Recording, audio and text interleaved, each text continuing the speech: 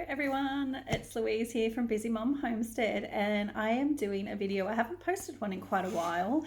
I've had a few issues with my phone recording and it hasn't allowed me to upload, so hopefully this one works out okay. I've got a few catch-up videos to post, so I will try and do that very shortly. I wanted to do today's video because I've picked up a few things to put in the cupboard on the shelf and to preserve, and I thought I'd take you through that in case you're in a similar situation where you're starting to worry about the future of getting groceries and that kind of thing soon, with what's happening over the Middle East. Now, I don't want to add to panic or anything like that. I have been preparing for quite a few years, as most of us do. We have a little bit of food that are on the homesteading journey, pardon me, in the pantry anyway. So I know that I've got a good solid 2 weeks worth of food, and probably, we could do a month's worth of food if needed. However, I haven't posted a video, but since New Year's Eve, I've been carnivore and I've really been enjoying it, and it's been giving me a lot of benefits. I can do a video on that if anyone's interested, but I haven't done so yet because I kind of wanted to see how things would go.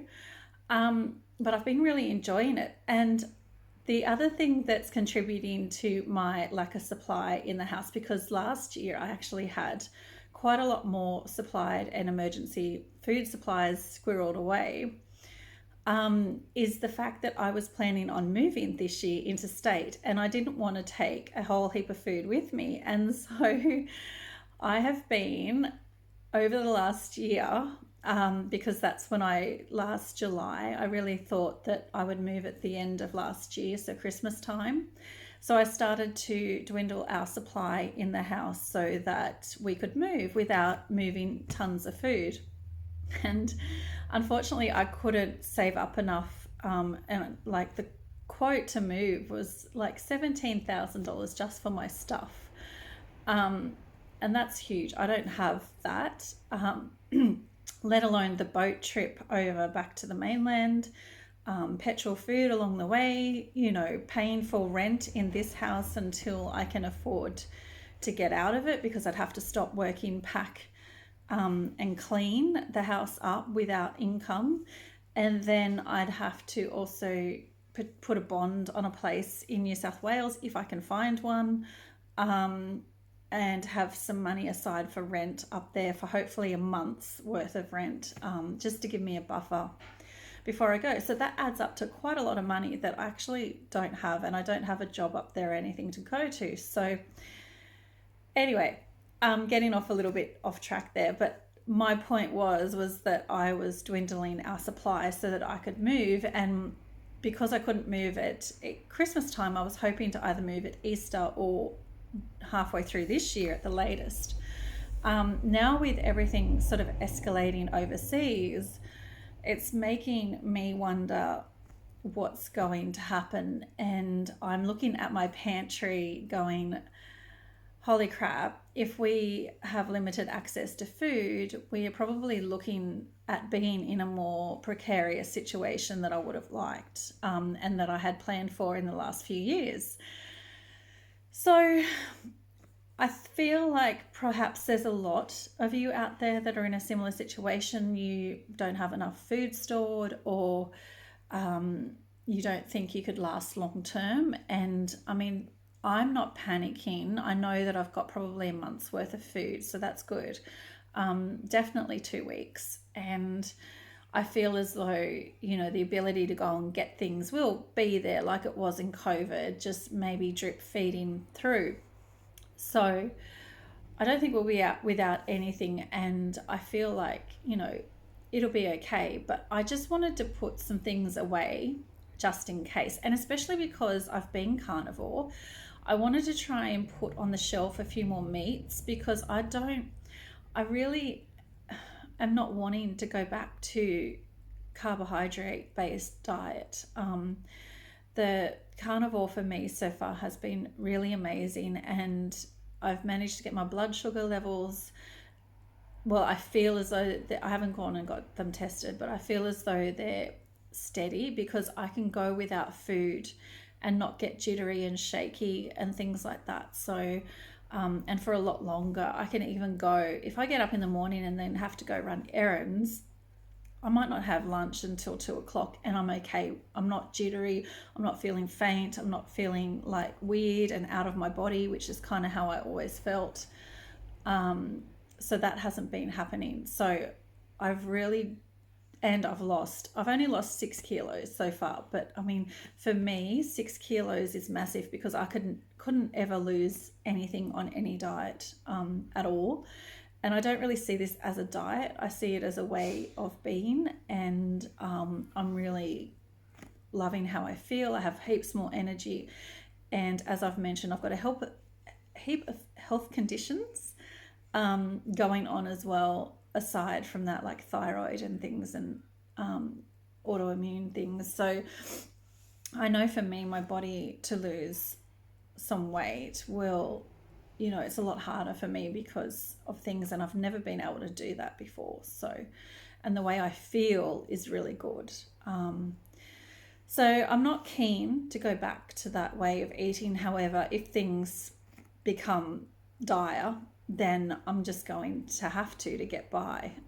Even though, as Dr. Ken Berry says, it's not proper human diet. And I have, had all these health conditions, I'm sure, because of it. But if it comes to that, then that's what I'm just going to have to do to get through. So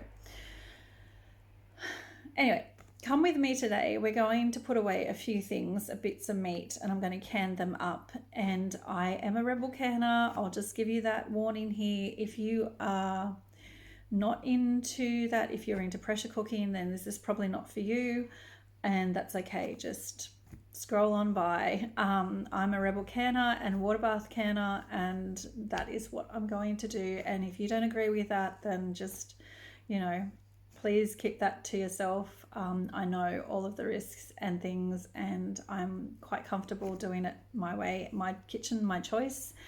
Yeah. So anyway, let's get on with it. Okay, so I know the lighting's bad with my window behind me. And just ignore some of the mess there. I haven't put the dishwasher on yet this morning. But anyway, I also forgot to mention that I didn't grow any vegetables this year, and I haven't bought cases of tomatoes for sauce, which I normally do. So we haven't got that, and I didn't grow veggies because of planning on moving. So yeah, I feel really screwed this year. I walked into Woolies, and we're not eating potatoes at the moment, but I saw these on clearance and I picked them up because obviously we can can them, put them on the shelf. My middle son, he eats potato and carbs like anything. So he is, when he comes to visit, he will definitely eat these anyway. But we can can them, put them on the shelf, and then when we need them, we have them. Now, I'm going to peel these potatoes, and then I'm going to actually let them soak in water for a few hours. And I'll show you my mess, but on the sink there, I have meat defrosting, and while that's defrosting, this will be soaking, and then hopefully I can put them all in the canner together, and that is the plan. Okay, I'm going to try and peel this on camera, which is not my height. But yeah, we're just going to peel all these potatoes, wash them, chop them, put them in the bucket, let them soak for a few hours to get rid of all of the starch. I mean, you can actually raw pack potatoes, and you don't even need to peel them. I could just chop them up and put them in and raw pack them down without liquid, and that is completely fine.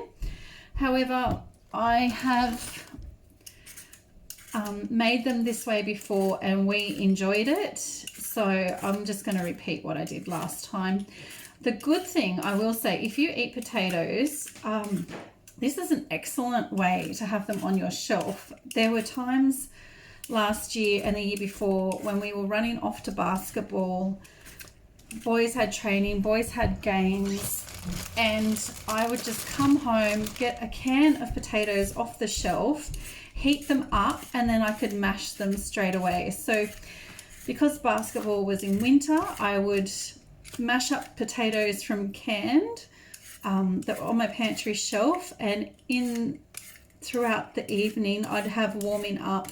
I did make a few meals in a jar as well, like stews and things. They were delicious. And sorry, I'm not really talking to the camera. And so I would put them in the slow cooker and just warm them up for a couple of hours while we were out at basketball, and then come home, quickly mash the potatoes. And actually I cheated and I have a little rice cooker from Kmart about this size, and I would put the mashed potatoes from the can into the rice cooker and put it on warm, and then it would warm up the potatoes because we would be out for about 2 hours usually by the time we got to the game and home and at the game. So by the time I got home, the potatoes would already be warm. I'd had the meal in a jar heating up in the slow cooker, and I just have to drain the potatoes, mash them, and serve. And it was amazing. It saved us so much time and energy. And it was really delicious. So if you're wanting to do things like that, I highly recommend doing things like that. I am just kicking myself because I love meals in a jar, and it was so easy to come home and be able to have all of these foods just ready to go.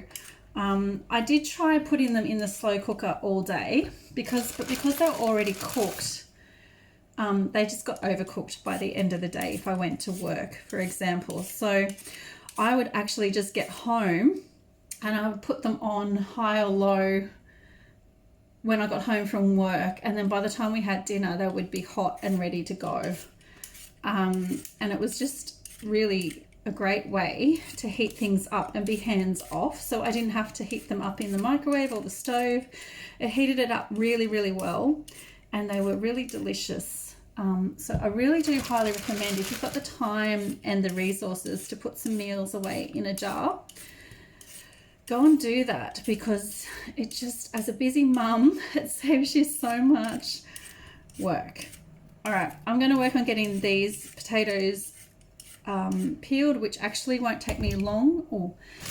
I've only got actually a few left. But also, I'm struggling a little bit. I don't know if you've noticed, but I've completely ruptured my rotator cuff in January. It's now March. I'm supposed to have surgery on it. I'm actually seeing the surgeon again tomorrow. I was meant to have an MRI on it, and they marked it as urgent a month ago, and I still haven't had that.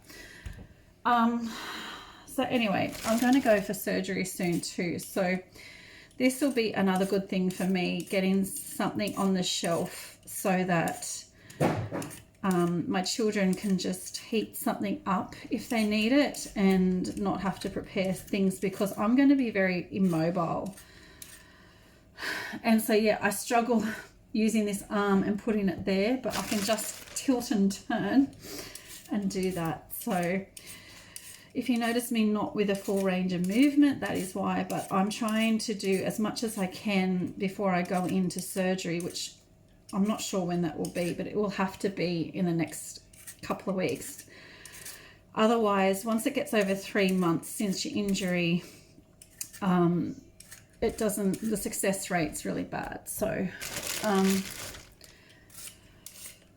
hopefully we will be okay and we'll get through. And yeah, so if I don't want to eat carbs, like I said, but you know, just having these things. My sons are still eating carbs mostly. I have one that's trying to be carnivore, but Not always. He gets a bit sick of the meat.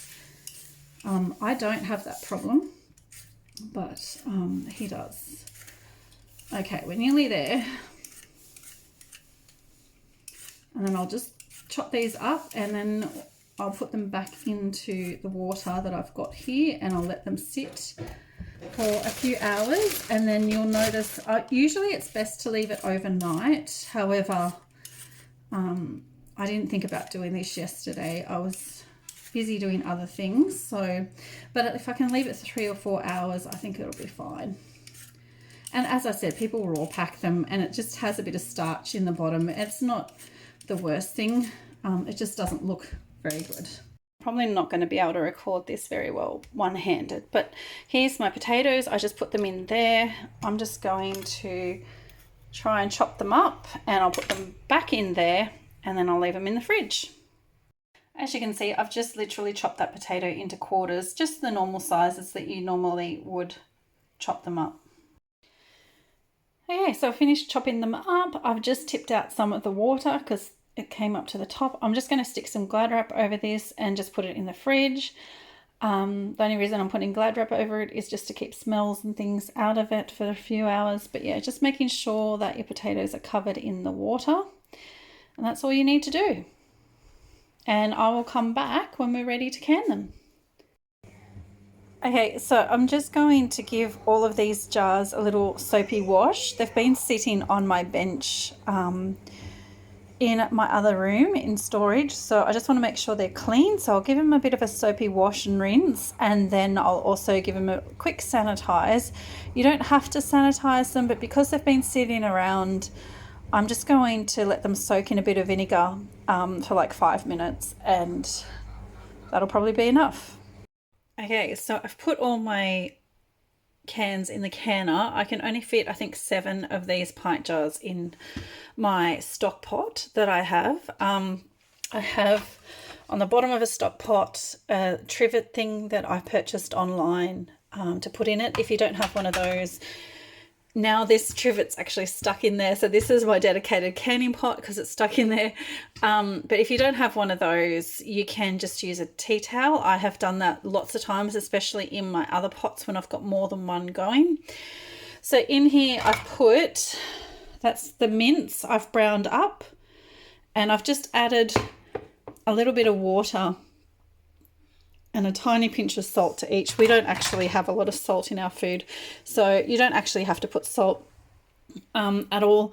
This is the brisket. I was going to raw pack it, but then I just decided to add a pinch of salt. Oops, and there's some air bubbles in there. I might just open that back up. Okay, so that's better. I just opened that back up and got the air bubbles out. I'll put that back in. So that's brisket that I just chopped up. And then I have 2 small bits of salmon in there. Again, I was going to raw pack it. I just decided to do it with a bit of water. I'm going to test out how it is. I've raw packed mince before after I've browned it and not added water. And I didn't particularly love that. It tasted a bit cat foody and went all gelled. And I didn't really love it, but you can get that taste out, I discovered, by when you re-cook the mince to heat it up. I actually probably cook it for a lot longer than I would have originally. And that kind of cooks the taste out of it. So if you do have something like that and you don't like it as well, you can cook it for a lot longer time on the fry pan when you're reheating it, and it will eventually cook out. But so this time I've added a little bit of water, and I'll see how that goes. I was going to add beef stock to these, but then I just couldn't be bothered, to be honest. So I've got salmon, 2 pints of salmon, 2 pints of brisket, and 4 pints of mince. There's 500 grams of mince browned in each of those pint jars, just for future reference if you're wondering. That's why I decided to try the pint jars too, because I did them in a quart jar once before, and there was heaps of air gap, and I thought that was a waste of a big one. So thought I'd try the small ones, and it seems to do well. All right, so now I'm just going to add some water in here, and I need to cover it, so I'll be back when I'm done.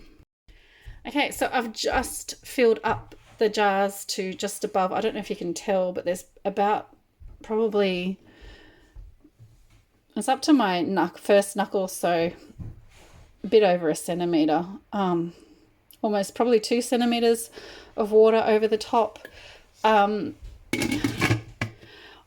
Ruth Ann says she doesn't cover them, to just cover them up to the necks, but I have found if I do that, I actually have more fails. I find I have less fails if I do end up covering it, so that's what I'm going with. So I've just put the lid on, put it on high. Now when that comes to a rolling boil, it will be 3 hours at a boil. So water bathing meat does take a long time, but you can do it. So just so you know, don't be afraid. I have done the mince before. I've done stews and things before and done them all for 3 hours, and we have been completely okay. So this is the rest of the brisket. I'm just going to wrap it in foil and then I'll pop it in the slow cooker tomorrow morning before work. There's only 2 of us at home at the moment, so that's going to be perfect for us. So what I did basically was cut off the really thin bit of brisket that was on this side, and that's what's in the jars, and a little bit here just to fill them up. So yeah, so that's not going to be wasted. We will cook that in the slow cooker tomorrow, which should be delicious. And I'll come back when that's at a rolling boil and show you how to go from there. I just forgot to say that when I packed these, I did debubble them, fill them up to the lowest rim with water. If you're raw packing, you don't need to worry about that. And I cleaned the jars with some vinegar just to make sure, because it's all oily and meaty, it does make it, if it stays there, it can affect the seal and it might not seal. So I've rubbed all the jar rims with vinegar before placing the lids on. Lids go on fingertip tight, which just means as tight as you can do it with your fingertips and not cranking it on. Hopefully all goes well, and hopefully in about 4 hours, because it takes about an hour for this to come to the rolling boil, everything will survive and we'll have excellent canning. Okay, so that's at a rolling boil, and I'll just turn it down. I turn it down to about 5 o'clock on my stove, which is just under 2 marks down, just because that's what keeps it from boiling over on mine. So I'll just let that go now for the next few hours and come back when it's done. Okay, it's getting late and it's finally done. I forgot that fish needs to be an hour longer. It's actually 4 hours for fish and 3 hours for meat. So I just left everything in extra. I was going to try and take out the other meat so it didn't get overcooked, and leave the fish in, but I just decided, so that it didn't smash or break, to just leave everything in there, because they can shock the glasses if you take them out of the heat too quickly, and I was a bit worried about that. So I've just left everything in for the 4 hours. It's now done. So what I'm going to do is just turn off the stovetop, and I am going to grab a tea towel and I am going to just take the lid off, and we're just going to let it sit for probably 5 or 10 minutes. I don't like to take them out straight away, just to take the heat off, let some of the heat dissipate a little bit before we take them straight out. So I'll come back in about 10 minutes and take out the jars. Okay, so I've left that for over 5 minutes. It hasn't been 10 minutes, but that's okay. 10 minutes is not a hard and fast rule. It's just, I've even just done it for a couple of minutes. Oh, and I even heard a pop. Did you hear that? So I will just pull this out now. Everything's settled down. It's late and I want to go to bed. You do need a grabber. So I have one of those. So all you do is you just put it around, pick it up and put it on a towel, and just repeat. Try not to drop it and release because you don't want to smash your bottle. I did have trouble with a 2-litre jar. With my stew full, they were really slipping out of this grabber. So if you're doing a big one, like I think they're called 64, oh, there's another pop, ounce, just use another method. I have a silicone oven mitt. I would suggest, oh, pops, something like that, because it slipped and I had to pick it up quickly and grab it underneath with my hand, so they didn't fall back down. I'll try and sit them away from each other. I haven't spaced them very well. I might just move that one back a little bit. There we go. So you don't want them too close to each other. That one over the back is boiling, and that's completely fine and normal, and it will do that. And then we just leave them sit there. We don't touch them for 24 hours, and then we'll check the seals, and hopefully everything's sealed. I've already heard, what, 2 or 3 pops, so 3 of them have. And I can actually tell that that's depressed on that one, the top, so it should be good. So it's that one, and I think that one, and maybe that one. The rest, that one still needs to go, and this one still needs to go. But yeah. So I'll come back in 24 hours. Hopefully everything will be sealed, and didn't get to the potatoes tonight. I will do them tomorrow night. It's well after 10 and I've got to get up at 5:30 in the morning. So I'm off to bed and I will be back tomorrow. Okay, we're back for round 2. This is the potatoes. It is 24 hours-ish later, not quite 24 hours exactly, but anyway, I am going to put these potatoes into jars. They've been in the fridge the whole time with the Glad wrap over them, and we'll get them into the canner.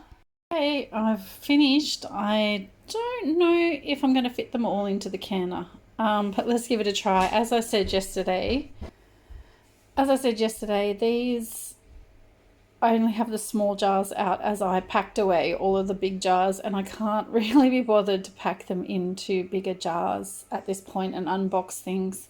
But it won't matter because, as I mentioned, my youngest son and I are on carnivore pretty much. He, not fully, but mostly. And we don't really eat potatoes anymore. But my middle son only eats white starchy carbs, so this should be enough for him for a meal of mashed potato anyway, so they will not go to waste, that's for sure. So let's see if they fit in. I don't think they will, but let's try. I'm one short. That's annoying. Only fits 7, which I thought it did, and I have 8 jars. So not sure what I'm going to do there. It doesn't fit on top. It comes above the saucepan. So anyway, we'll do the 7. I'll see. I could leave that and do it again tomorrow if I really wanted to. Otherwise, I can just do something else with it. I'm not sure yet, but we'll check. I'll just fill this up with water and get it boiling. I haven't added anything to the jars. It's just plain filtered water. I haven't put salt in. We did that once before, and we aren't massive salt eaters, and it tasted quite salty. So I'd rather salt it afterwards to not know that we're not going to have it too salty. But yeah, as I said yesterday, they come out softened, and you just heat them up and you can mash them really quickly and easily, which is really amazing. If you wanted to raw pack these, which is just put them in the jar, the potatoes, without water, you can absolutely do that as well. I just prefer it with the water for personal reasons. We tried some with raw packing and didn't like it as much. The texture was a little bit funny, and we did make chips the same way, with slicing them up and raw packing them and in water, and actually they were really good in the water. I didn't quite like them raw packed. The texture was a bit funny, but the chips worked out quite well with just water as well. So if you want to do that, give that a try as well, because it does work. Okay, so I've just filled it up again past the rims, about 1 centimetre or so, to the line on my finger.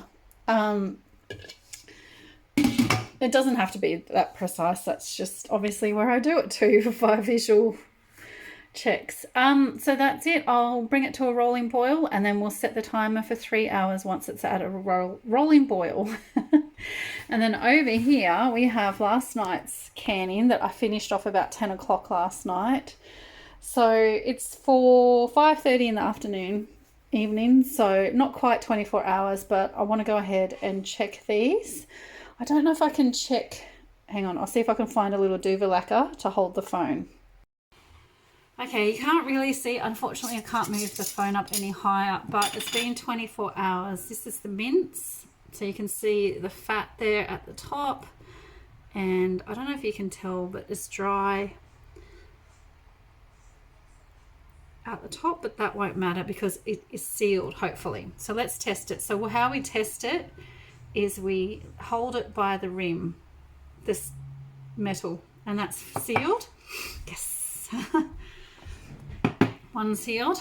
So you just take that off and then you just hold it, and if it holds, it's sealed. You will know because you will not be able to hold it.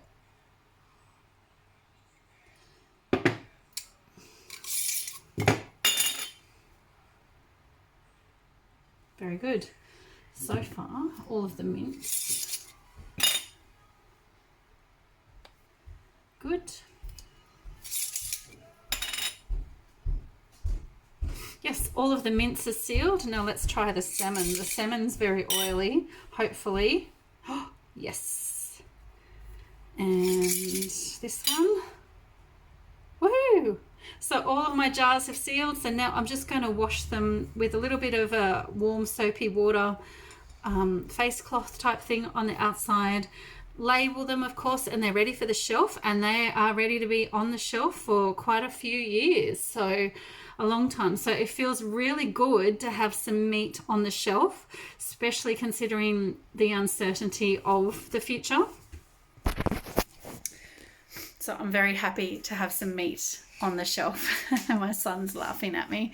Anyway, I will close off for now. Excuse the mess in the background. And I'll come back and show you the rest of the potatoes. Okay, so I decided to go get my other smaller stock pot to put the potato in. It didn't fit in any of my larger saucepans, so I had to go get my other stock pot. It's not quite as big as the other one. Shh, smoky. And I've put a tea towel down the bottom because it doesn't have a trivet. It is just the pot, so that will protect the jars as it heats up. Now, because I then thought I really don't want to do this by itself, what else do I have? I went to my stockpile of dried beans, and I have 3 bags or more of the Great Northern beans or navy beans. And so I decided, I usually make them as baked beans and then can them with the sauce, but just because I'm on the run, I don't think it'll matter if they are canned plain. I'm sure you can eat them plain if I need to, and then if I want to add sauce and things later, I can absolutely still do that. It's not going to take much to add some tomato sauce and heat it up and things. So this is what I'm going to do, make up some more jars to put in there and fill the canner. These dried beans take the same time as the potatoes. They take 3 hours. Sorry about my cat. So that'll be perfect. And I've just put, I can't remember how much goes into a pint jar. So I've just added 1/3 of a cup of dried beans, and then I will add water. Now, when these are cooked, the water level will go down because the beans will absorb them and the beans will expand out, and that's why I'm a bit nervous because I think it might have been 1/4 of a cup that I've put in there before, but we'll try 1/3 today and hopefully that'll be okay. I am going to put a pinch of salt in each of these. I just feel better with the beans having things on the outside of them, even though I've rinsed them and tried to pick out all the bits that were broken or looked no good, made sure there was no stones, that kind of thing. I do just put a pinch of salt in just to sort of counteract anything that might still be there on dried beans. That's just my personal preference. Yeah, so we'll put these water in. I'll come back when I'm putting them in the canner. Okay, again, so we've got a fingertip of water in there, and I'm going to put the lid on. There we go. And turn it on, and again, once it comes to a rolling boil, I'll set the timer for 3 hours. This one is heating up very nicely, not quite there, so it shouldn't be too far away. Okay, so it's been 3 hours for both of them. It's time for me to go to bed. I just heard a funny noise. I was just checking those. Let's see how they did. All right, let's go with the beans first. Look at them. They're looking good. Probably could have put more in there. So maybe half a cup rather than a third of a cup.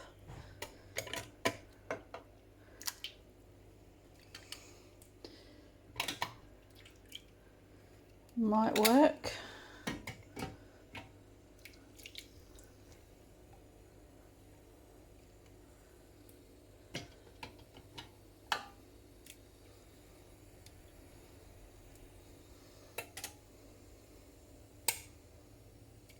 Here's a potato. Oh, that made me jump. The popping made me jump. All right, more potatoes.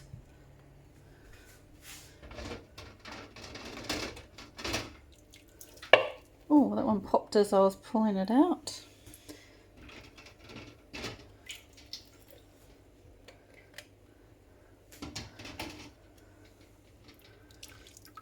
Sorry, not very good with the recording and pulling at the same time.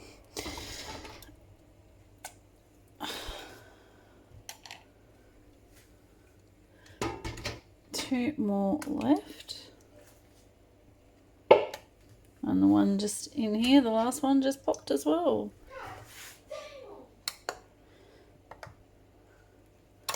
Just move those back a little bit. Give myself a bit more room there. And that lid sounded a bit loose, but it doesn't matter. All it needs to do is just hold on the lid for us to come off a little bit. But anyway, it survived. So there we go. We have some potatoes. Oh, sorry. And some beans at the back. So yeah, I probably could have put a few more beans in those, but some of them have got a few more than others. Oh, pop. But yeah, still, I'm very happy with that. That'll be a great snack to add to if we've got to go beans and rice or something, you know, or if I want to make baked beans later on, I can add lots of tomato sauce and that to those and get them tasting nice. So won't hurt to have them plain on the shelf, that's for sure. And that's it for me this week, and I'll try and get that edited and uploaded and for you, so that hopefully that helps you with food preparation and putting some things on the shelf just in case it's needed. So hopefully it doesn't come to that, but it doesn't hurt to be prepared. All right, thanks guys, thanks for watching. I'll talk to you soon. Bye.